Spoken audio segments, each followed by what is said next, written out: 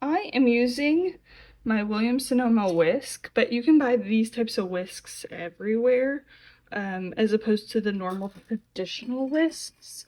And I am making good old box noodles today. However, the one thing that I will say about making the pasta is the whisk itself is amazing.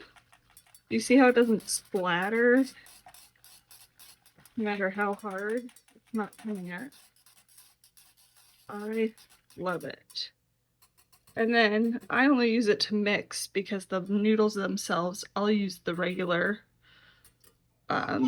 stirring spatula to cook the pasta. But highly recommend. This will also slide down when you're done. And then washing it is super easy. Highly recommend if you want a whisk that's going to perform well and help not splatter everywhere.